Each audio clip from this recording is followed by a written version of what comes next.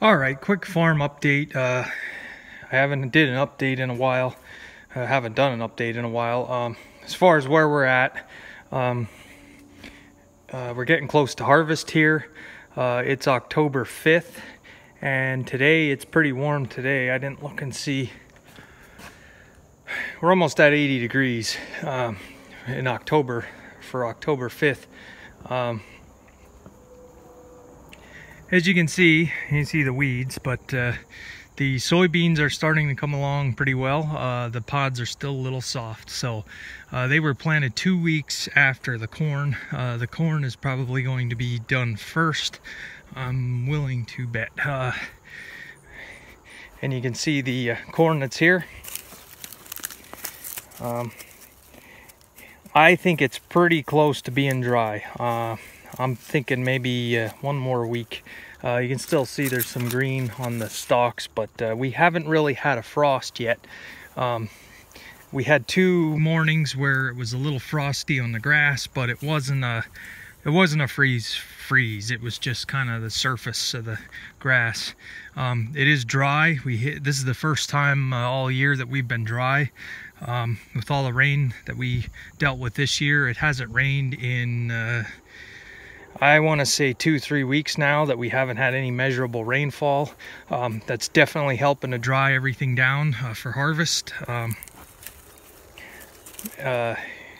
This high heat also helped push the beans to maturity. So we are probably a week out from when the corn should be harvested. I have to check with the guy that buys my corn to see.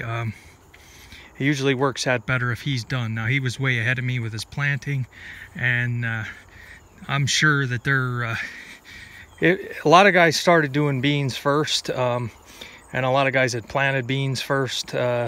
With my place, the corn was planted 2 weeks before the beans, so we'll see what becomes of it. All right, I want to finish this update, and like I said, I don't mean to be keeping you guys in suspense with this combine. I'm actually going out to look at it today one more time and measure this building, or measure the combine again, just to be sure. If it doesn't fit, I don't want it. I mean, it's that that simple. So I'm going to be headed out later tonight to look it over and measure it again. Maybe run it a little bit. I guess they started doing beans with their other machine. So I'll see if I can do the deal tonight, maybe. I don't know when I'd be able to get it home, but I'll definitely do a video of an overview and anything that needs to be done. I can do some repair videos if there's any repairs that need to be done. As far as I know, it does need a belt. One of the belts, it has to be replaced. So I have to see and get that ordered and get it here right away if I'm going to be doing corn within the next week. I'm still planning on making third cutting hay in October. Like I said, we didn't have a frost yet. The 2 strips up on top of the hill are, they could be cut again. It's going to be thin, but overall, I want to try to make hay again. The long-term forecast is still showing days in the 70s and 80s, even for October. And I just saw the weather last night, and they're forecasting an above average November and December. So I think it's going to make harvest go a lot better being warmer. We're not going to be in the mud. We're not going to have bad ruts to fix next year, hopefully. We kind of hit, like I said, a dry spell here. The ground is dry. Even the wet spots are dry at this point. They are forecasting some rain today and actually thunderstorms. Just waiting to see what's gonna happen today. But I have to wait a little bit. I had put herbicide on the fields, and there's a 30-day window that I have to wait before I can harvest it or mow it. So we're looking at next week also. So chances are I'll probably be making third cutting hay before I start doing any shelling. So it'd be nice to get out there one more time and see if we can't get some more hay off of the farm and try to get some more bales in the barn. And I don't know if I'll be able to do everything. Some of the fields didn't grow back quite as good as some of the other ones, but it's still something I want to try to do. Like I say, if we have days in the 80s, the hay's gonna dry, so why not? Why let it go into winter with the fields with high grass when I can get another cutting off? It's just orchard grass. So like I say, I am going to try this rake. This was the hay rake that the guy had that had retired. I had told him my John Deere wasn't going to make it much longer. It's in pretty rough shape, and I haven't decided what I want to do with it yet. I don't know if you can see. It's one thing I did do with the John Deere rake is I put $120 worth of brand new tines on it, because when I bought it there wasn't a decent tine on the thing. So if I would need any for this rake, I can just swap them over. So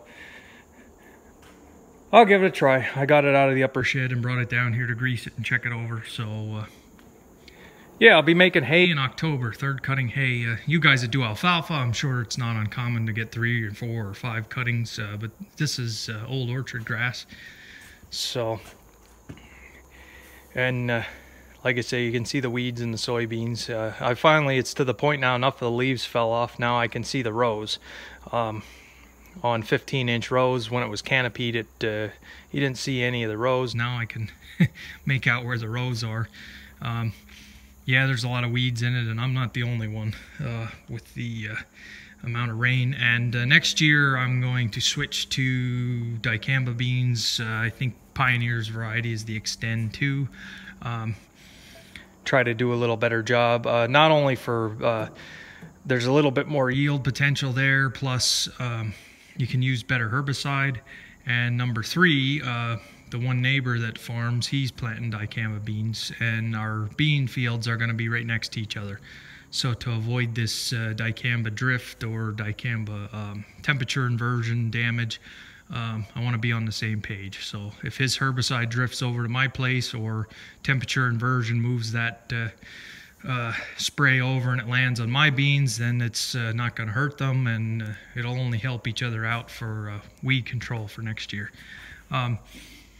Couple videos I had watched and doing some research, they had said that the Roundup Ready trait soybeans is an older technology, and a lot of these dicamba varieties now that you can use, you get much better yields, and it's a much newer trait. So if it wouldn't be for all the Roundup resistant weeds like mare's tail and some other ones, I probably would stick with the Roundup Ready beans just because of the price, but it was out of hand this year. So that's where we're at. Like I say, I promise when I get the combine home, I will do an overview. It'll probably be a 2-part overview, because there's probably a lot to talk about. Still trying to track down a corn head for it yet. Haven't had that worked out, and I need the corn head first. And I have to work out the trucking yet. So a couple things to get done here before harvest, but I'm gonna run out tonight and look at this machine again and make my decision today.